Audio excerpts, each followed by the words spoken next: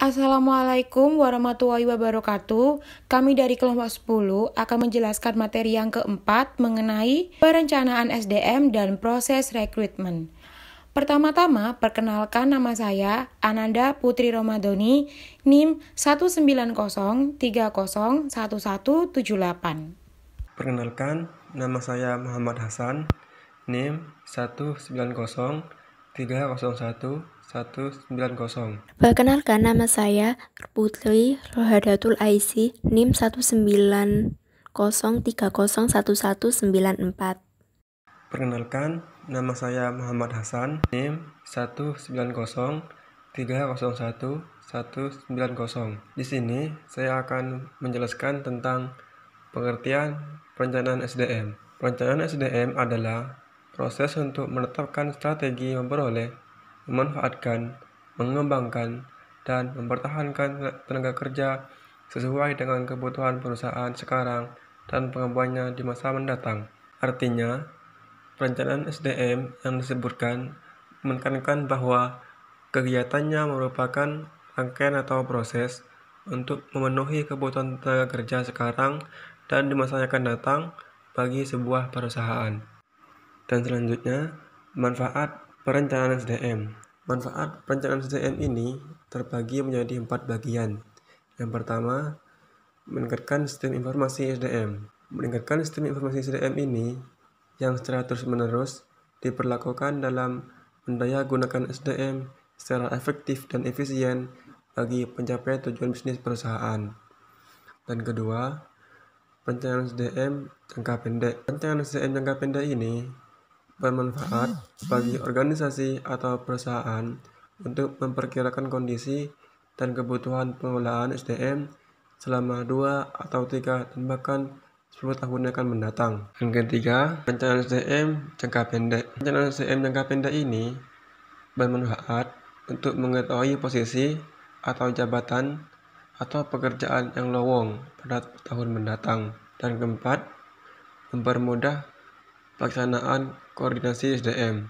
Artinya, perencanaan SDM ini berfungsi juga untuk mempermudah pelaksanaan koordinasi SDM oleh manajer SDM dalam usaha memperpadukan pengelolaan SDM yang juga merupakan tanggung jawab manajer lainnya.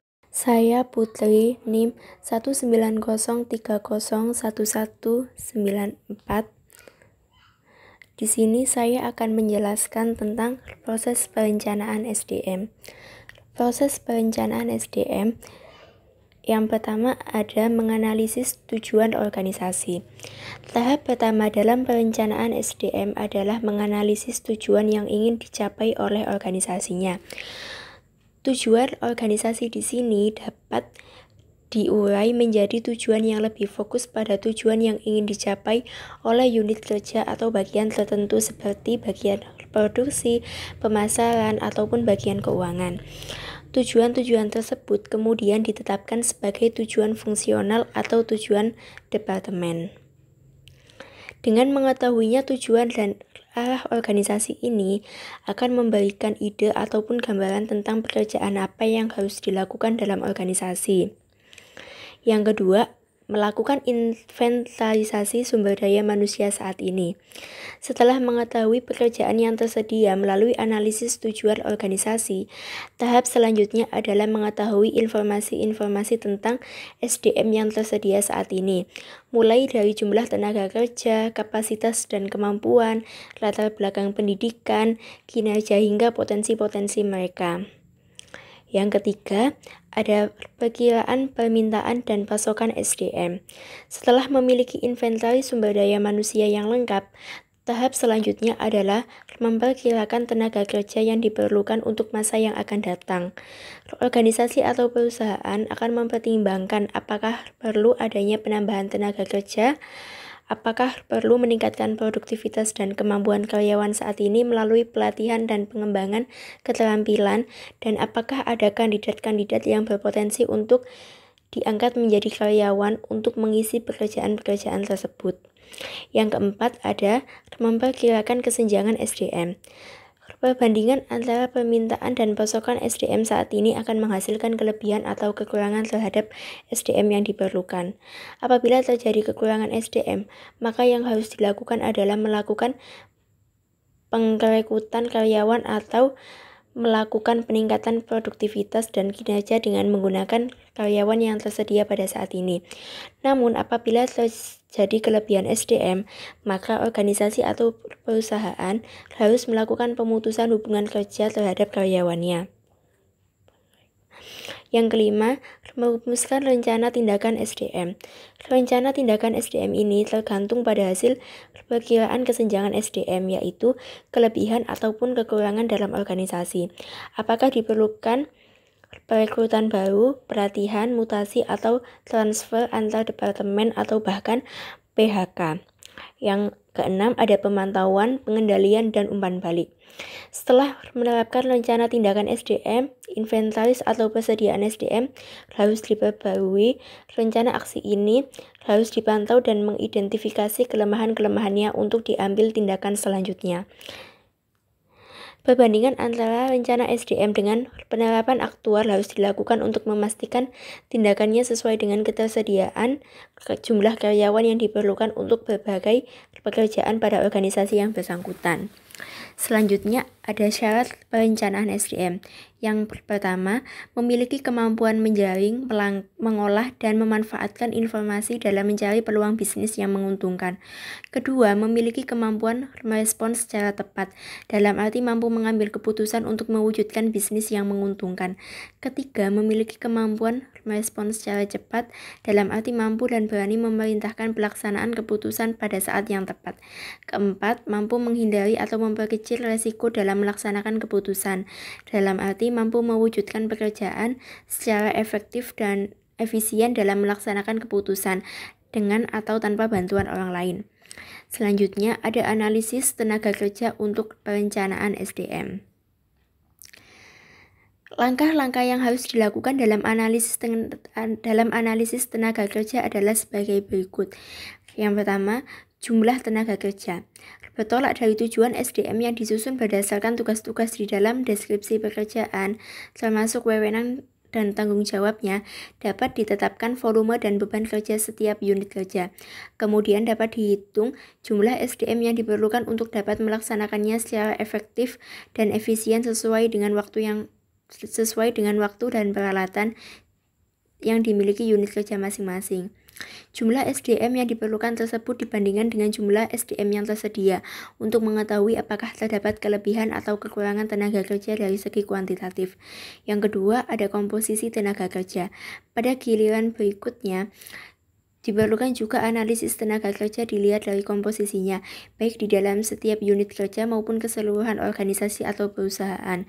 Analisis komposisi ini pertama kegiatannya untuk mengetahui apakah semua posisi atau jabatan telah terisi atau belum.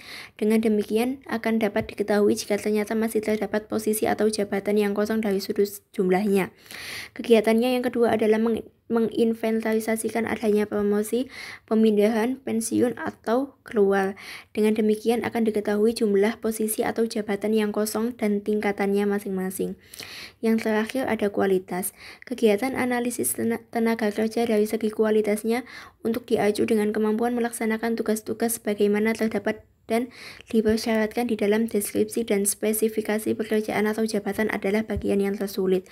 Kegiatannya dilakukan dalam bentuk inventarisasi kemampuan para pekerja, dihubungkan dengan tugas-tugas yang sedang atau akan diembannya untuk memberikan kontribusi bagi pencapaian tujuan unit kerja atau tujuan bisnis perusahaan. Dengan demikian dapat pula diketahui jumlah posisi atau jabatan yang kosong dan perlu diisi sesuai kebutuhan bisnis perusahaan untuk jangka pendek, jangka sedang, dan bahkan jangka panjang. Saya Ananda Putri Romadoni, NIM 190301178. Di sini saya akan menjelaskan mengenai rekrutmen. Rekrutmen adalah proses mendapatkan sejumlah calon tenaga kerja yang qualified untuk jabatan atau pekerjaan utama produk lini dan lingkungan suatu organisasi atau perusahaan. Di dalamnya terdapat 3 kegiatan pokok yang terdiri dari 1. Kegiatan seleksi. Seleksi adalah proses menetapkan keputusan dalam menerima atau tidak menerima setelah mempertimbangkan setiap pelamar untuk suatu pekerjaan atau jabatan. Nah, dalam karakteristik ini, pekerjaan atau jabatan biasanya ditetapkan berdasarkan deskripsi dan atau spesifikasi pekerjaan sebagai hasil analisis. Yang kedua, kegiatan penempatan. Penempatan adalah penugasan seseorang pekerja pada suatu jabatan atau unit kerja di lingkungan suatu organisasi atau perusahaan. Yang terakhir, kegiatan sosialisasi atau orientasi. Sosialisasi adalah proses orientasi seorang pekerja baru pada organisasi atau unit kerja tempatnya akan bertugas. Kegiatan ini disebut juga kegiatan orientasi sebagai salah satu kegiatan manajemen SDM. Selanjutnya ada tujuan rekrutmen. Nah, di sini tujuan utama dari proses rekrutmen dan seleksi adalah untuk mendapatkan orang yang tepat bagi suatu jabatan tertentu, sehingga orang tersebut mampu bekerja secara optimal dan dapat bertahan di perusahaan untuk waktu yang lama. Di slide terakhir ada kendala-kendala dalam proses rekrutmen. Proses perekrutan bukanlah suatu kegiatan yang mudah dan sederhana. Banyak hambatan yang ditemukan dalam kegiatan tersebut. Kendala-kendala dalam proses perekrutan antara lain, yang pertama, karakteristik organisasi. Karakteristik organisasi tercermin dari sistem nilai, norma, dan budaya perusahaan, sebagai visi dan misi organisasi, serta tujuan dan strategi organisasi. Yang kedua, ada tujuan dan kebijakan organisasi. Tujuan organisasi adalah ingin mencapai penggunaan sumber daya manusia yang efektif dan efisien. Yang ketiga, ada kondisi lingkungan eksternal organisasi. Apabila ingin bertahan hidup, organisasi harus beradaptasi dengan lingkungan. Yang keempat, ada biaya rekrutmen organisasi. Yang kelima, ada kompensasi. Yang keenam, ada kebiasaan rekrutmen. Yang ketujuh, ada pasar tenaga kerja. Dengan memahami kondisi pasar tenaga kerja akan membantu manajemen untuk menarik penawaran tenaga kerja yang tersedia untuk diterima sebagai karyawan. Yang terakhir adalah tuntutan tugas. Sekian penjelasan dari kami. Wassalamualaikum warahmatullahi wabarakatuh.